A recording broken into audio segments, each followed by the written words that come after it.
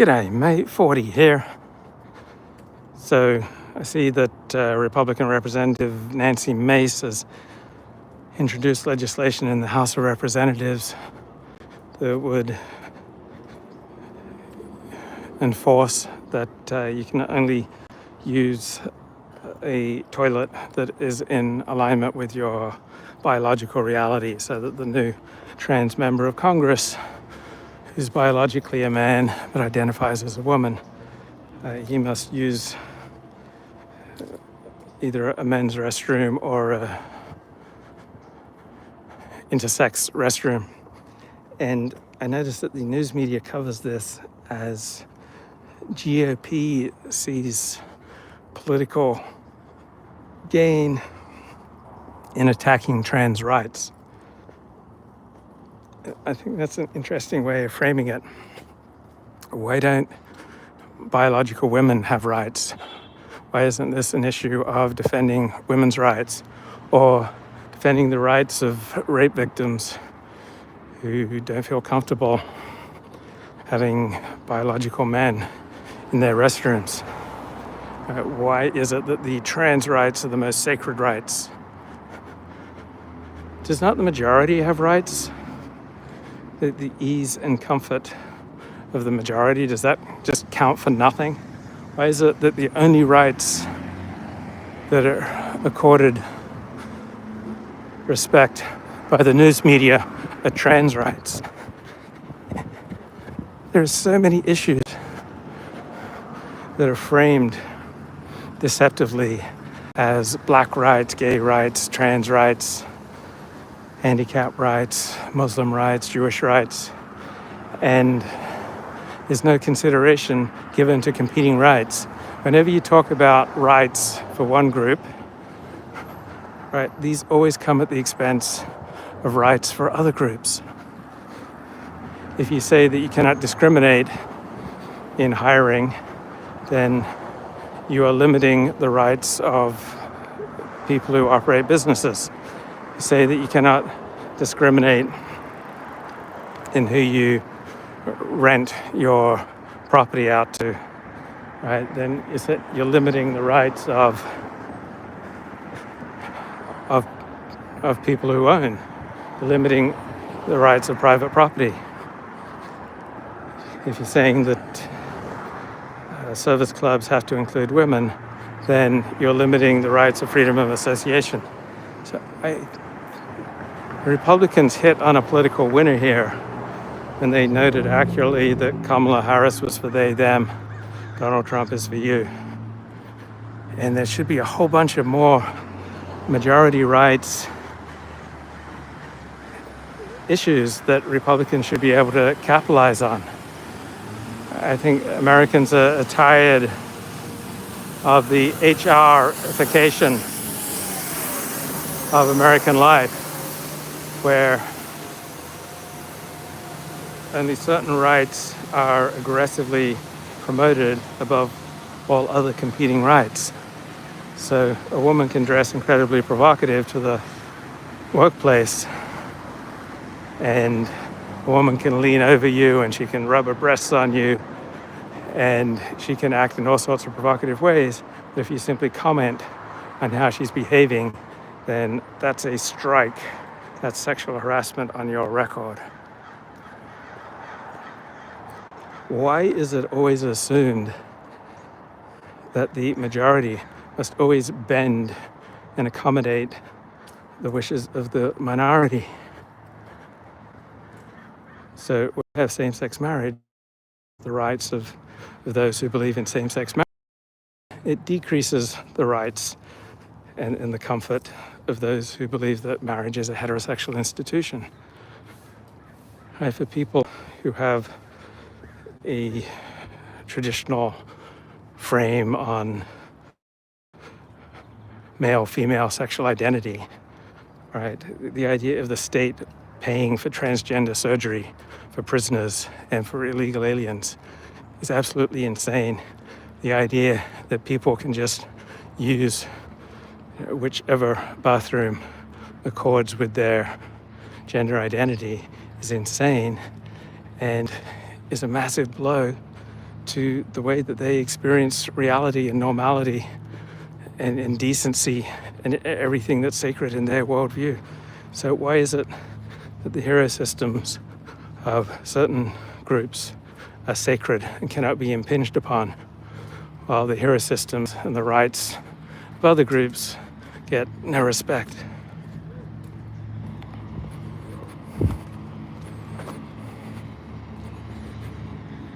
Right, the Democratic Party has become the party of HR. There's constant sanctioning and using legal talk. So when Kamala Harris was asked what she thought about the state paying for transgender surgeries for prisoners, she said, well, that's the law, and I abide by the law, as though the law is the only point at question. And so restrictions on speech, restrictions on who you hire and fire, who you want to include in your community, right? The ever-increasing expansion of diversity, equity, inclusion, bureaucracy, and speech codes into normal life, right? That's an assault on majority rights. Doesn't the majority have anything? Moreover, often the very demographic whom the special consideration ostensibly benefits is the one that's most harmed, who is more likely to suffer at the hands of an underqualified medical provider. Exactly. So if you have to receive medical treatment from someone who's benefited from affirmative action, right, it's unlikely that you're a millionaire with a concierge medical plan. And so I hope that the GOP learns from its success with these barrage of trans ads, thinks, where else does this translate into other people's rights that don't get any consideration? It's only some sacred right by some group beloved and protected by the Democratic Party that its rights just transcend every other right. It's a winning formula for Republicans going forward. I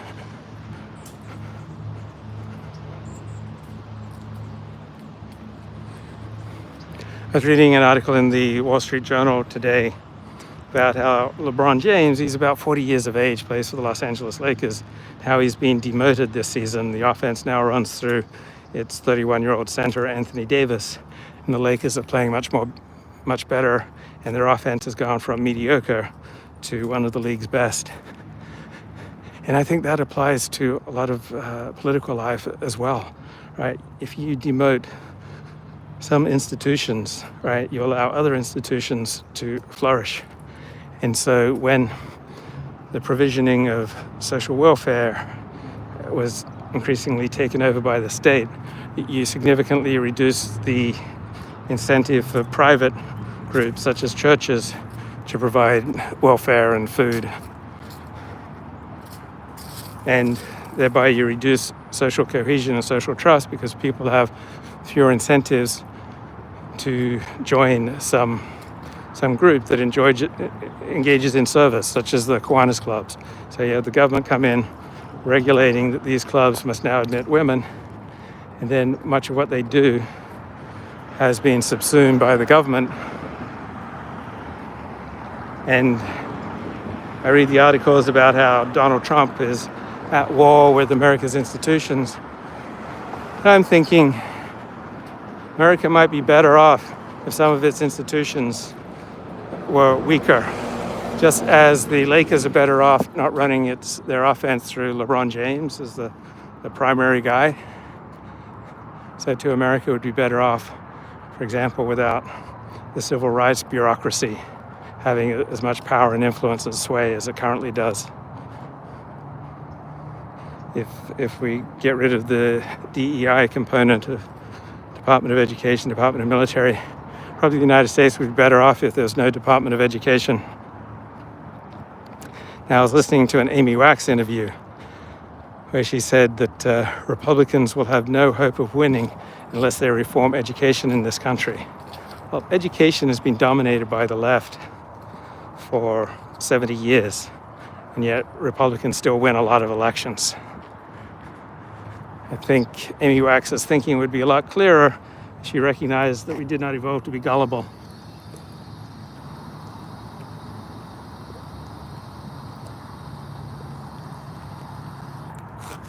Now, I like everything she says about reforming education, but she points to evidence from Eric Kaufman that students who are opposed to woke education are more likely to be woke.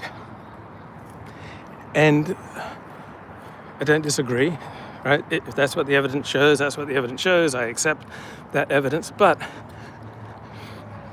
there's also the more likely that they are going to be so thoroughly disabused of woke ideology that they will turn more passionately against it. So think about a rubber ball. If you push on a rubber ball, you can make an indent in that ball. And so parents can discipline and provide incentives and push on their kids just like you can push on a rubber ball. But as soon as the parents are gone and the incentives are gone, all right, the kids will revert to who they naturally are, their genes, their biology, and peer influence. So you can push on a rubber ball as much as you want, and you can distort the rubber ball. And so woke ideology in education can probably predispose kids to being more aligned with woke ideology as long as they are in the grip of that educational system and they recognize the incentives of saying the things that you're supposed to say. But as soon as kids are outside of the grip of that dominating woke ideology, right, they're going to bounce back to who they are, and many of them will see through the BS and decide, I'm not going to take it anymore. I'm just not going to believe anything that these people tell me. I hate them.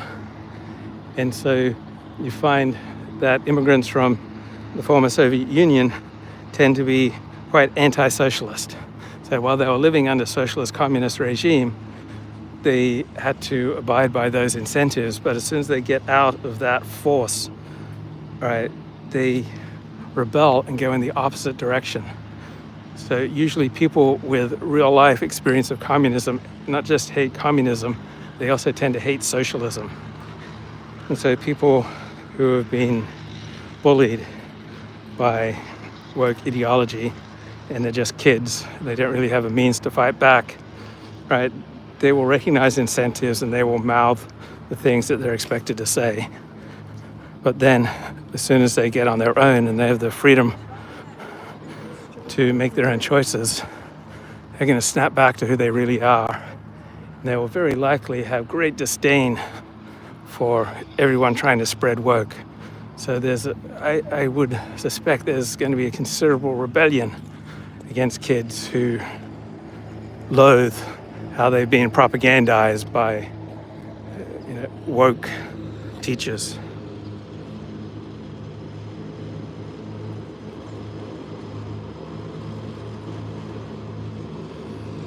So, I was reading an article in Haaretz, and we know that overwhelmingly the Haredim in Israel don't serve in the IDF, and right now Israel is engaged in its first long-term war. And so the Haredim, who are currently about 10 to 15% of the Israeli population, right, they're not getting injured, they're not doing their bit, right, they are free riding off the heroism of the rest of the population. And it's a serious problem. And unfortunately, Bibi Netanyahu needs Haredi votes to hold his coalition together. So Bibi Netanyahu's government is not doing much to substantially integrate the Haredim into the Israeli Defense Force. But there is a much bigger burden that Haredim are not pulling their weight in, and that's with regard to the economy.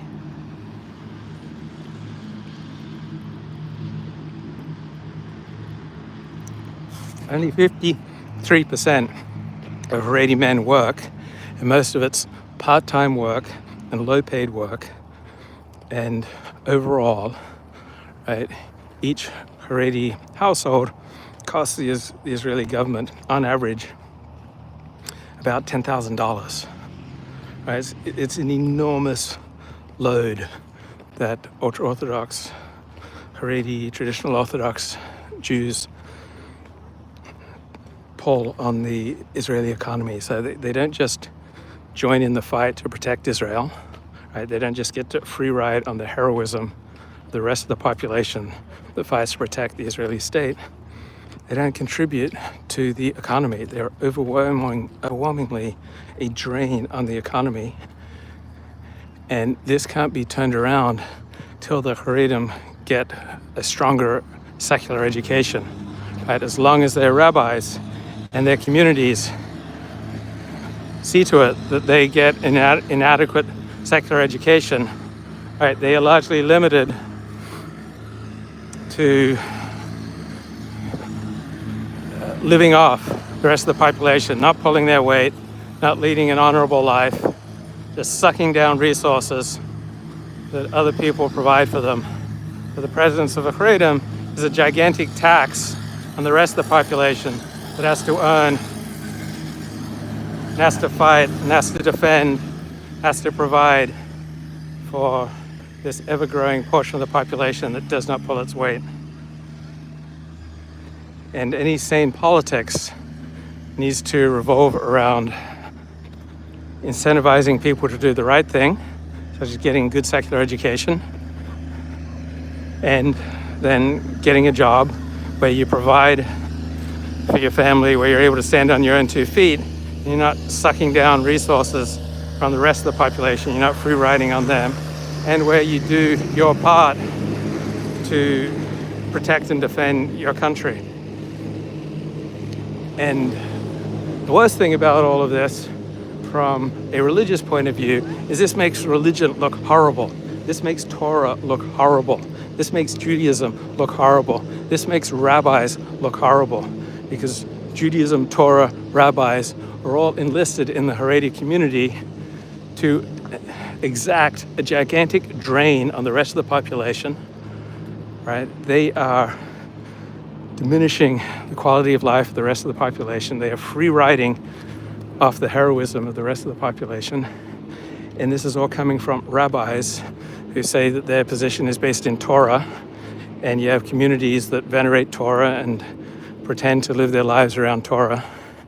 And so this makes Torah, Judaism, rabbis, traditional way of life stink in the eyes of those who have to subsidize these freeloaders. Right? They make rabbinic power and Torah stink in the noses of those who have to work hard to subsidize the Haredim who just freeload off the rest of the population. And there's no precedent in Jewish history for having a substantial part of the population just freeload and think it's A-okay. Theoretically, the men in the Haredi population devoting themselves to studying Torah, but most of them are not doing any serious study of Torah. Almost all Torah scholarship comes from outside this world. Right? The Haredi world produces very little Torah scholarship. They're not advancing learning. Right? What they are advancing is a parasitic system that is not sustainable and just makes the rest of the population absolutely loathe their traditional Torah-based rabbinic way of life. That is just a deception. It's just a type of theft. It's just producing a community of ganafim, of thieves, right? So Haredi rabbis in Israel overwhelmingly create, support, sustain a way of life of essentially thieving. They're thieving off the rest of the population. They're depending on the rest of the population to protect and defend them and to subsidize them. And the Haredi rabbis do this using the language of Torah to essentially promote a life of theft and cowardice. And it's disgusting. And it's no wonder that the majority of the population loathe the Haredim for good reason. Because the Haredim operate as leeches. They attach themselves to those healthy, hardworking, heroic majority of the Israeli population who fight, defend, provide. And what they do in response is they just leech, all in the name of God, Torah, tradition, Masorah, community, the Kehillah. It's a bunch of lies promoted by Haredi rabbis, promoting a life of theft and cowardice and dishonor. And it's no wonder the people who are knowledgeable about this, as a result, very likely to develop a loathing of religion, a loathing of Torah, and a loathing of rabbinic power, when rabbinic power is deployed primarily for theft and cowardice and to a parasitical way of life.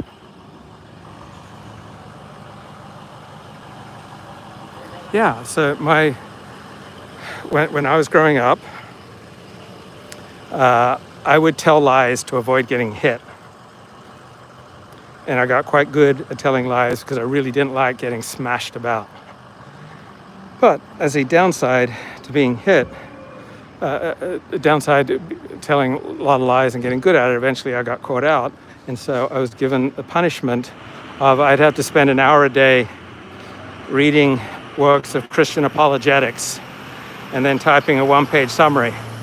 So there are many advantages to this. I learned to type. I read deep, difficult books and had to demonstrate my mastery of them before my father.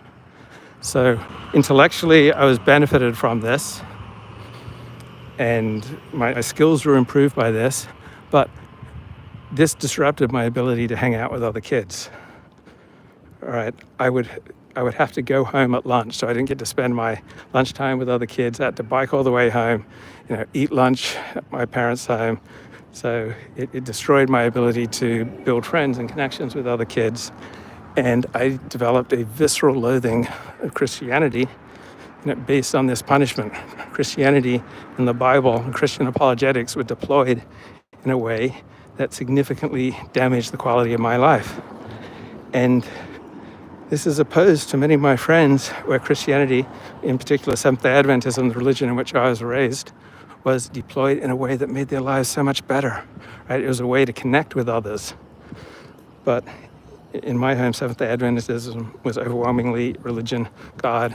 Bible was overwhelmingly deployed in a way that isolated me from normal ties with other people. But for my friends, right, that wasn't how it worked, right? Seventh-day Adventism religion was just a way of building a healthy, holy community, a good way of life, and connecting you to other people. So, in theory, right, if couples engage in a certain type of entertainment and it brings them closer together, right, you could make a strong argument that's a good thing. Like if you use religion, Torah, prayer, Jewish observance, religious observance, community, right, as a way of building closer ties to people that you want to be close to, then that's a good formula for living. But if you deploy Bible study, Torah study, religion, religious strictures and observances as a way that separate your children from the people that they most want to be close to, then they're very likely to grow up and hate what you did and hate the religious principles that you base that on. So when I was dating, I would often elucidate very high and mighty and holy principles in the early years of my conversion to Judaism. But then I made all my highfalutin allegiances stink to the women that I went through, because I would use all this religious, moral, Torah talk, and then I was engaged in a massive amount of sexual promiscuity. And so my behavior would likely have damaged any attraction that these women may have felt when, while we were in a relationship, I was like bringing them to shul, and we were celebrating Shabbat together and bringing them closer to Torah. Then I was a selfish, exploitative, needy, narcissistic person who would dispose of them and move on to someone else. And in my selfishness and just in my modus operandi of just using people to meet my addictive needs, right, I would make the most holy and sublime religious practices and principles that I believed in, I made those things stink to other people. So I am in Westwood, California. I'm just outside UCLA. So I was just reading on X about the American Revolutionary War, and George Washington, as long as he could keep an army in the field, right, that's all he had to do to win the war. So he lost almost every direct battle with the British. As long as he could just keep an army together, functioning, alive, right, and just persist month after month, year after year, he was going to win the war. And one of the key ways that George Washington kept his army together is that he got them vaccinated for smallpox. He was able to find some smallpox vaccines, inoculation, and he forced his troops to get vaccinated for smallpox. And that was a key part of how George Washington kept his army in the field. So I'm a big believer in vaccines.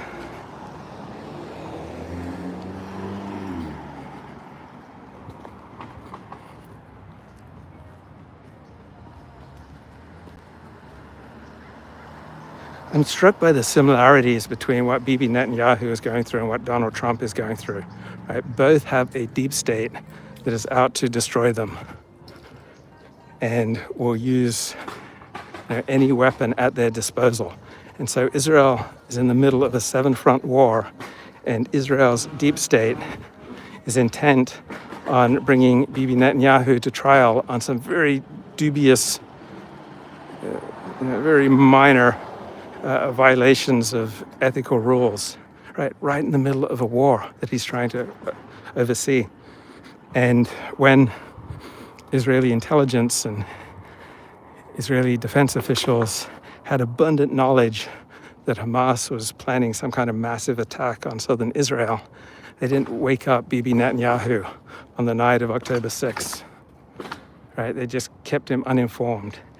And so there's a documents dispute and scandal in Israel right now, where one key part of it is that the Israeli intelligence service and the Israeli defense forces, right, are overwhelmingly run by members of a left-wing Ashkenazi elite, and they were deliberately keeping all sorts of vital documentation and information from Bibi Netanyahu in pursuit of what they regarded as proper Israeli foreign policy. Just like the first Trump impeachment, Alexander Vindman made a report that Donald Trump was violating American foreign policy, that he, Vindman, thought that he understood and had the right to enforce American foreign policy as against the directives of the President of the United States.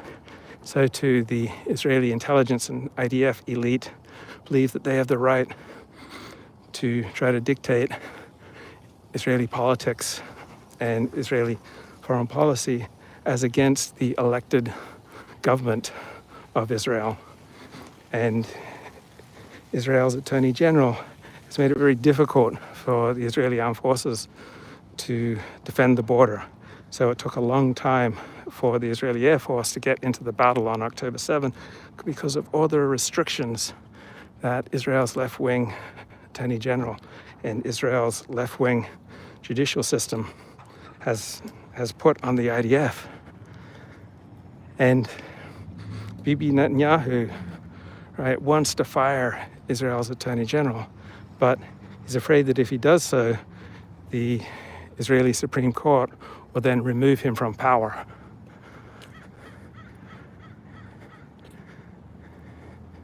And so when you have a deep state that is at war with the government that was elected by the people, right, you get the kind of messy conflicts that you see going on right now in Israel and in the United States. And Donald Trump's picks seem extreme. And I don't like the more controversial of Donald Trump's cabinet picks, but I recognize that there is an argument as shock troops to take on the deep state, because there are many in the American foreign policy establishment and in the Department of Justice, in the FBI, right, who are consistently working to undermine Donald Trump. And that is why this transition is like any other that's ever occurred in American history, because Donald Trump is not using the FBI to conduct background checks, because for very good reason, he doesn't trust the FBI, because the FBI is being consistently deployed against him. And he's not using transition funds, he's not using transition buildings, and he is not abiding by all sorts of different agreements that you have to sign on for. And he's not abiding by allowing the deep state to scrutinize all his communications, which you'd have to do if he took the traditional path to a transition to government, because he recognizes how that was used against him in 2016. He went the traditional route for a transition in 2016, and then the Obama administration, the deep state, was spying on all his communications and then using them to impede his ability to enact his agenda and to nominate the people that he wanted to nominate. And so it's going to come to a head in both Israel and America, right? The elected representatives of the people versus the civil service elite over who has the ultimate power. Oh, gender-affirming care. I mean, just incredibly Orwellian language for the right of doctors to mutilate people who have gender dysphoria. And I sure hope that Donald Trump will ban mutilation and puberty blockers and the other awful things that America's medical establishment has signed on for. Right? America's medical establishment is all for gender-affirming care, meaning the right for doctors to mutilate kids who get in their minds that they want to be a member of the opposite sex when you can never change your sex because your sex is in your hormones. All you can do is mutilate yourself.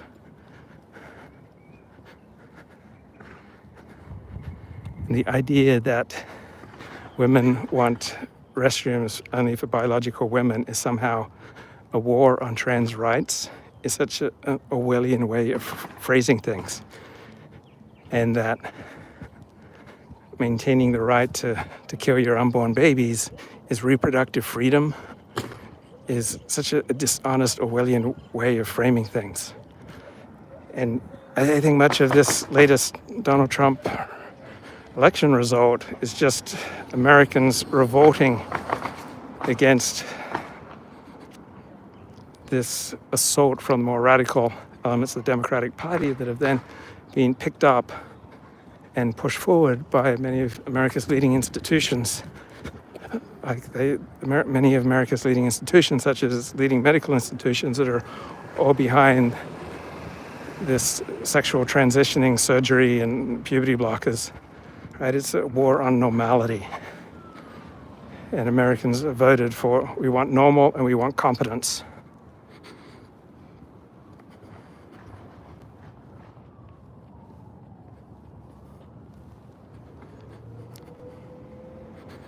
I would love to see Amy Wax as the Secretary of Education.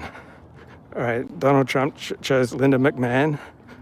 On what basis is Linda McMahon, all right, the wife of Vince McMahon, right, a key part of professional wrestling, the WWE, World Wrestling Entertainment, right? On what basis is she selected as an education secretary? And then before that, Trump had Betsy DeVos, again, who had no particular competence with regard to education policy.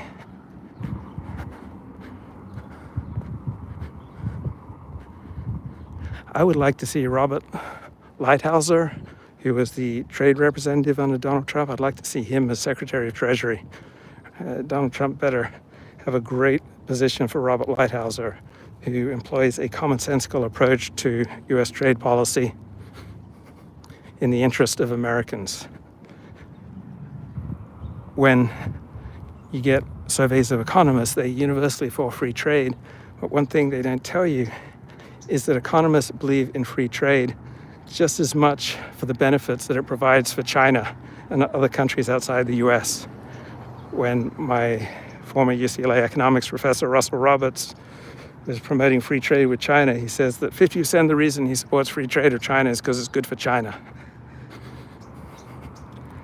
And so the theoretical models and the perspectives that economists use, right, they take into account just as much, right, the benefits to China and other foreign countries as to any putative benefits for Americans. And so there's something in economic modeling that blinds economists to reality, right? Labor inputs are not interchangeable between groups, right? Some groups are more highly educated, some groups are more highly intelligent, some groups are more highly diligent than other groups, right? All labor inputs are not the same.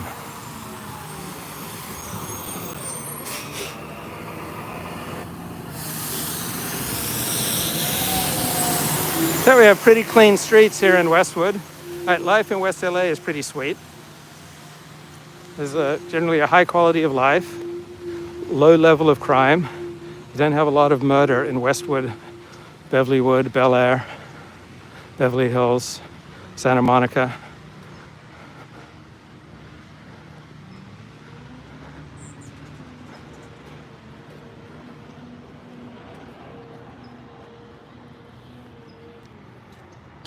Okay, let's go to the chat. Note how far the lines have moved, how many today, even those most vehement against trans, even question the complete normalization of objectively abhorrent, unwholesome behaviors. Yes, the doctrinaire, manifestly false assertion that any same-sex union or act can be equivalent to the normal heterosexual default. Yeah, press 1 if you're a high-value labor importer.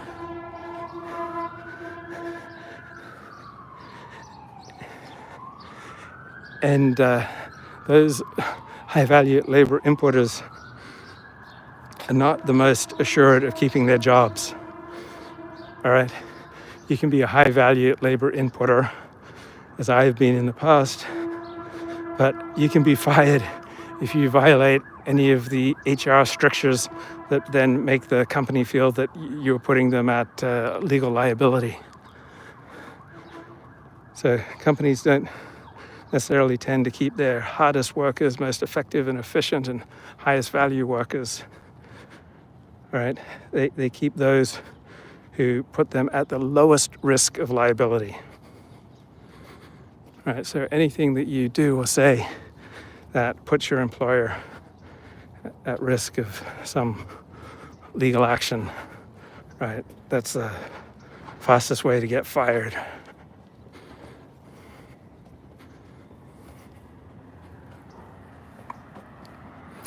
Just listened to a great video on how do you know you're being manipulated.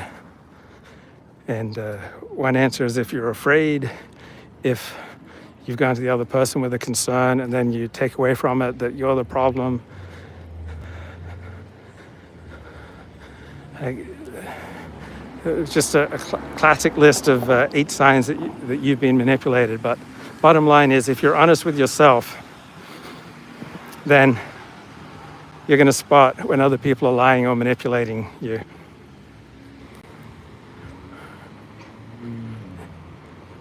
So, for example, if someone came into the chat right now and said, Luke, you you just have this template for how the world should work, and then you just slot in the news of the day into your self-selected template, and then you just drone on using these familiar aphorisms that you keep going back to, such as the strong take what they want and the weak endure what they must, and we did not evolve to be gullible. Right? That would be a very valid criticism of me. But if someone were to come into the chat and say, "Luke, you're ignorant, you don't read," right, that I know is not a valid criticism, so it wouldn't bother me. And if I start feeling guilty over things that I have no reason to feel guilty about, then I know I'm being manipulated. If I start feeling afraid where I should have no objective basis of feeling afraid, it's just the other person is running some kind of game on me, I know I'm being manipulated.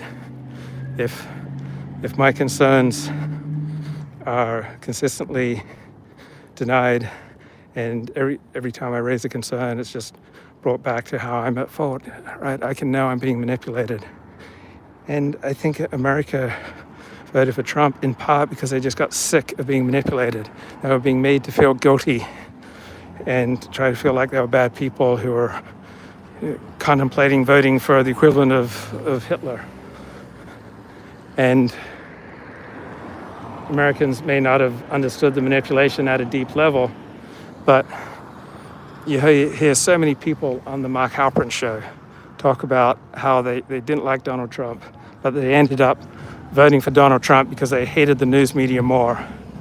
And they felt that the presentation of reality that they were getting from the news was so distorted that it was their form of rebellion against the manipulation of our leading institutions by the left, that they ended up voting for someone who they may have well loathed, but they loathed the left and the media and its manipulation more than they loathed Donald Trump.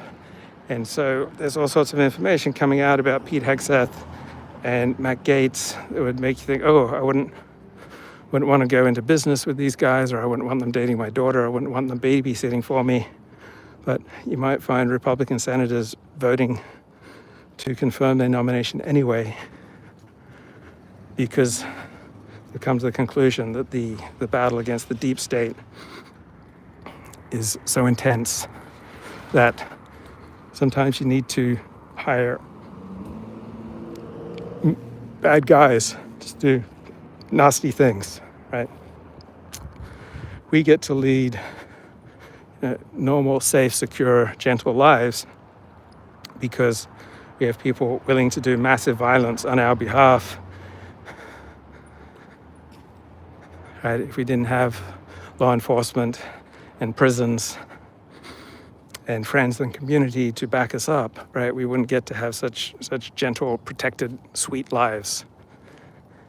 And I think many Christians understand that sometimes you need very flawed people in charge if they're willing to do the tough, dirty things that need to be done. You see this in many biblical heroes, right? King David was very much a mixed bag morally.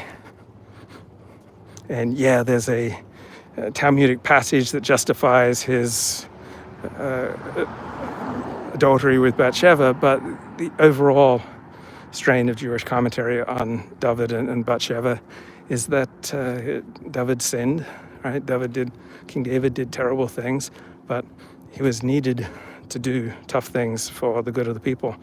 And so think about Jacob, right? Abraham's son, who was willing to do all sorts of despicable deeds to further his father's mission and his father's the birthright that he believed rightly belonged to him. And so Jacob was willing to do all sorts of awful things and to deceive his brother Esau to get it done. And so if Trump gets any of his most controversial nominees through, it would be perhaps because Republicans see the necessity to hire men of very questionable morality to do dark deeds, nasty deeds, tough deeds, dirty deeds done dirt cheap. as I think AC/DC would put it. What percentage of Democrats would secretly celebrate if all transactions very, very low? Do you ever read studies that show, for example, that heart issues went up 1,000 points, myocarditis? So the conclusion of the studies that I've seen show that the benefits of getting vaccinated for COVID far outweigh the risks of almost always just temporary and relatively rare bouts of myocarditis, where you get inflammation of the heart.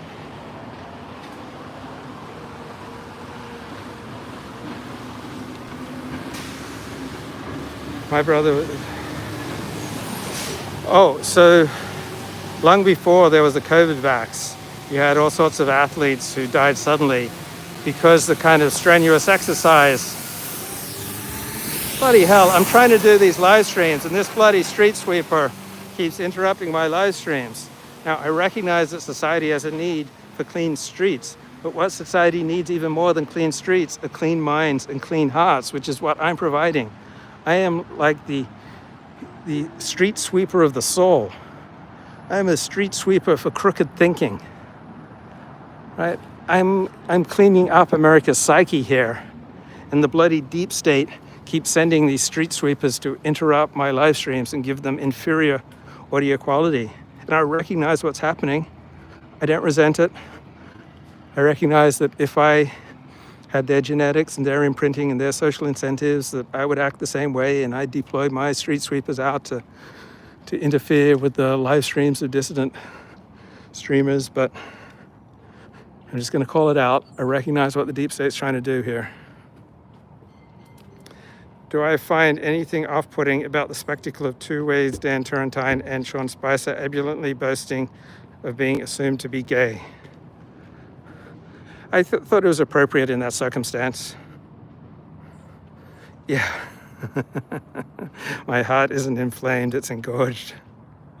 Jacob was willing to commit the very first case of identity fraud for the greater good.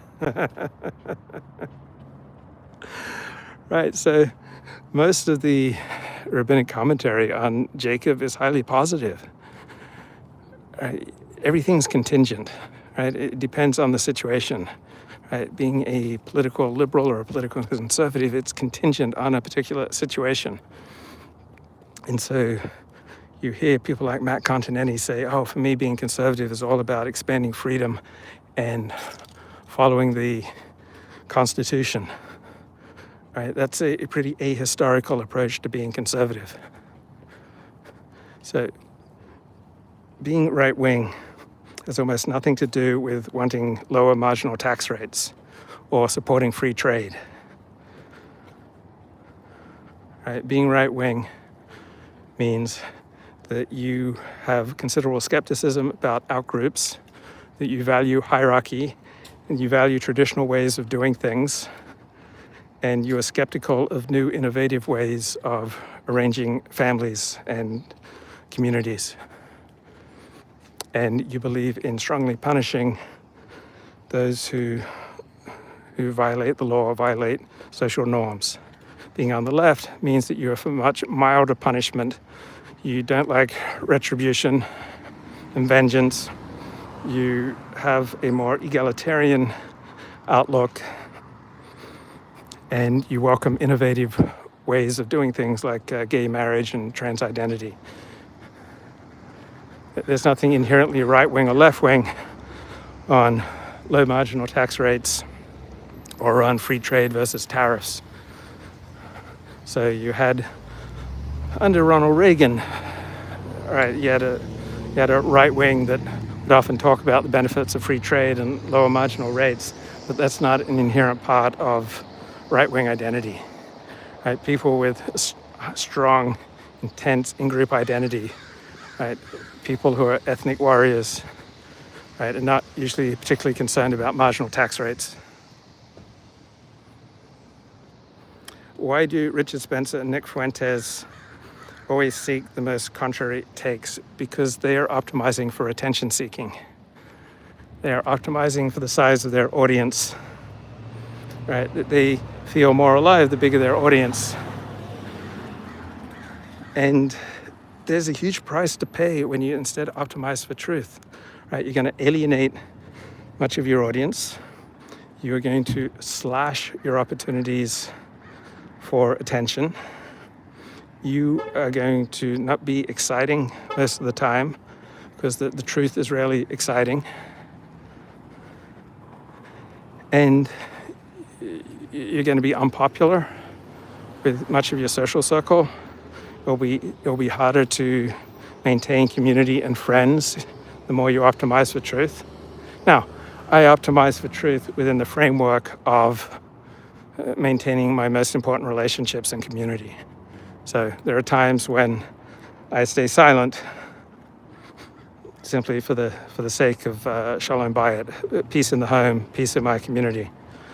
But those times are relatively rare. What is an ethnic warrior? Right? Someone who is overwhelmingly devoted, his highest priority is the good of his racial or ethnic group. Right? Someone who sees everything through the lens of what's good for the Jews, what's good for the blacks, what's good for the Nordics, what's good for white people or black people. Right? An Al Sharpton or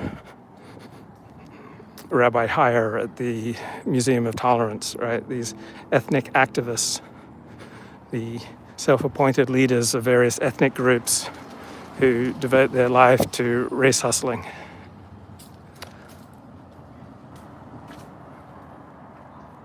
Can't stand all the libertarians acting like they're on the side of conservatives or right-wingers. They cherry-pick history to try to show who they are.